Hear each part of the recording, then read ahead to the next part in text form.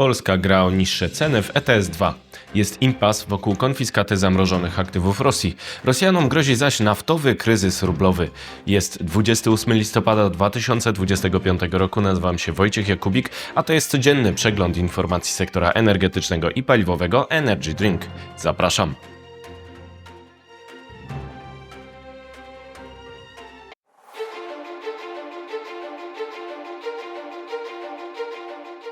Partnerem kanału Energy Drink jest Orlen.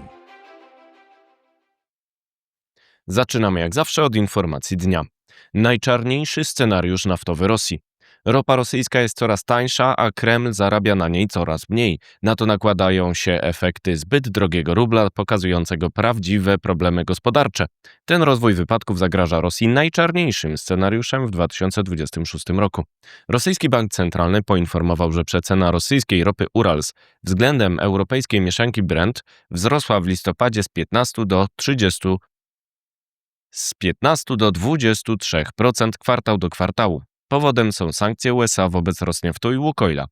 Sankcje zachodnie, problemy z importem i wysokie stopy procentowe spowodowały wzmocnienie rubla.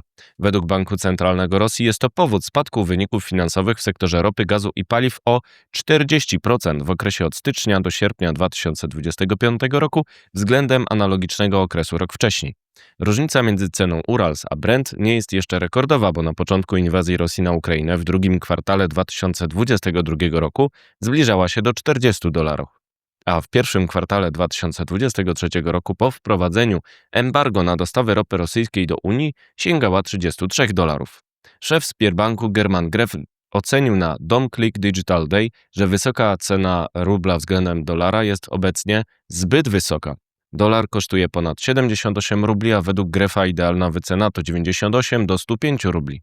To kierunek, w którym należy zmierzać w celu normalizacji rynku, który w rzeczywistości służyłby eksporterom i pomógł importerom, tworząc naturalną barierę na granicy, ocenił Gref cytowany przez media rosyjskie. Jest to jeden z powodów dalszego pogorszenia sytuacji gospodarczej w Rosji. Cytuję: tak, mamy spowolnienie gospodarcze, ale nie ma recesji, zapewniła szefowa Banku Centralnego Rosji Elwira Nabiolina. Nawet jeśli słyszymy o recesji technicznej, oznacza ona, że gospodarka zwalniała przez 2 kwartały, dodała. Bank Centralny wyprzedaje dalej rezerwy walut zagranicznych i złota w celu finansowania budżetu. Jest to kolejny czynnik wzmacniający rubla. Zbyt silny rubel w stosunku do dolara ogranicza przychody Rosji ze sprzedaży węglowodorów za granicę, a są one odpowiedzialne za około 1/3 przychodów budżetowych Kremla. Spółki naftowe jak Rosnieft, Łukoil czy Gazpromnieft zarabiają w walutach obcych, które trafiają na ich konto ze sprzedaży węglowodorów. Na rynku tych surowców nadal dominuje dolar.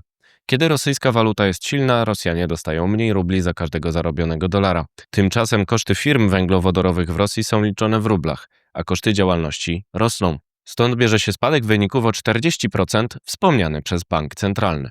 To z kolei oznacza mniej środków na inwestycje, w tym w rozwiązania pozwalające radzić sobie w warunkach coraz ostrzejszych sankcji zachodnich. To mniej pieniędzy na megaprojekty energetyczne, o których opowiadają Rosjanie, jak budowa nowych gazociągów Siła Syberii 2 i 3 do Chin, oraz mniej pieniędzy na marże dla pośredników w dostawach węglowodorów omijających sankcje z użyciem floty widmo.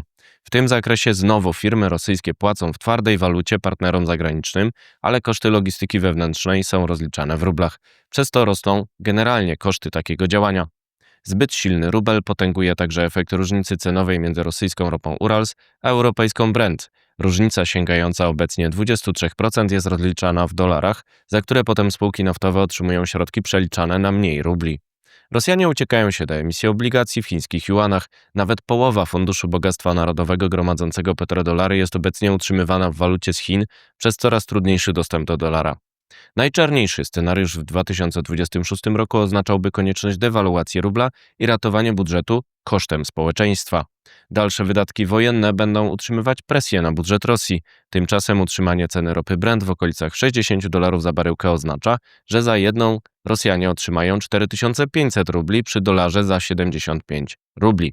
Rosjanie potrzebują jednak ceny w wysokości około 6000 rubli, aby spiął się ich budżet. Pokrycie deficytu będzie zatem wymagało dalszego drenażu rezerw, wyprzedaży twardych walut i złota z Funduszu Dobrobytu Narodowego, a także dalsze podwyżki podatków.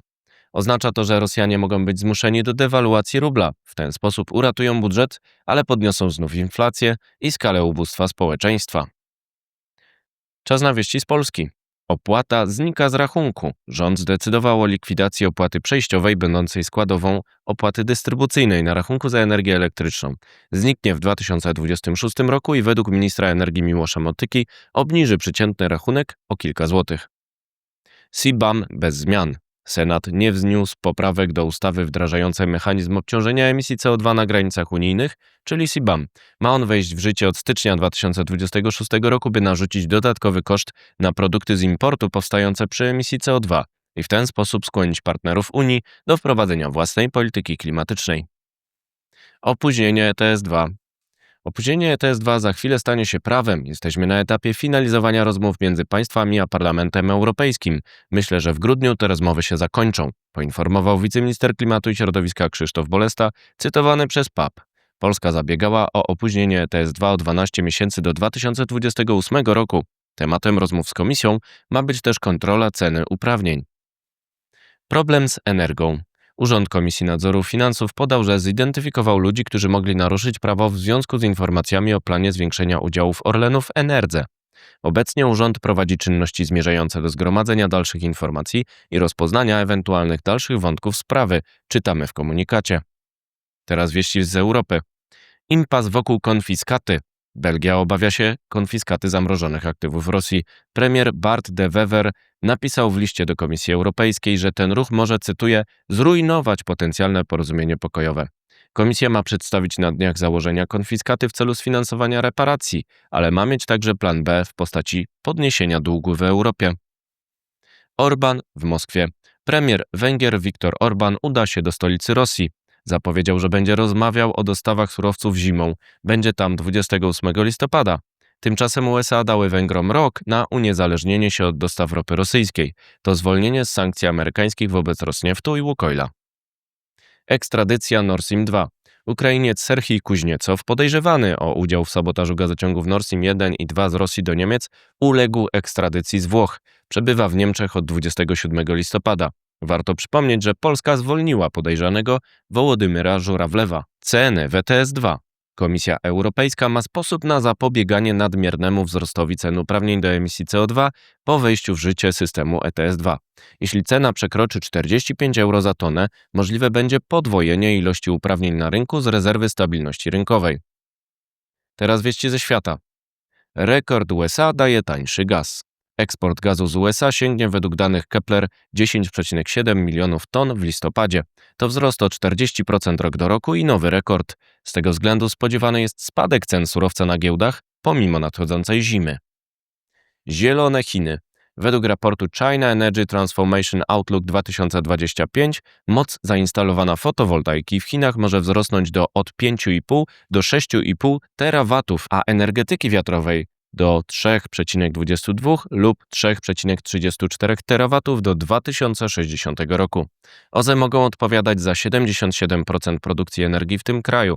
W 2025 roku było to odpowiednio 890 i 520 gigawatów. Ten kurs pozwoliłby osiągnąć Chinom neutralność klimatyczną przed 2060 rokiem. Rozmowy potęg naftowych. Kraje porozumienia naftowego OPEC Plus spotkają się 30 listopada, by omówić dalszą politykę wydobycia ropy. Reuters szacuje, że prawdopodobnie nie zmienią limitów w 2026 roku ze względu na tanią ropę na rynku. Nie ma zgody. Władimir Putin uznał, że warunkiem zatrzymania walk z Ukrainą jest wycofanie sił ukraińskich z, cytuję, terytoriów, które okupują. Wtedy zakończą się walki. Jeśli się nie wycofają, osiągniemy ten cel przez działania zbrojne, powiedział. Przywódca Rosji uznał, że nie ma szkicu traktatu pokojowego. Ropa Brent drożeje do $63 za baryłkę. To wszystko w materiałach przygotowanych dziś, następne już w poniedziałek, a jeszcze w weekend Energy Week, czyli moje podsumowanie z komentarzem. Zapraszam Państwa serdecznie, do zobaczenia, do usłyszenia.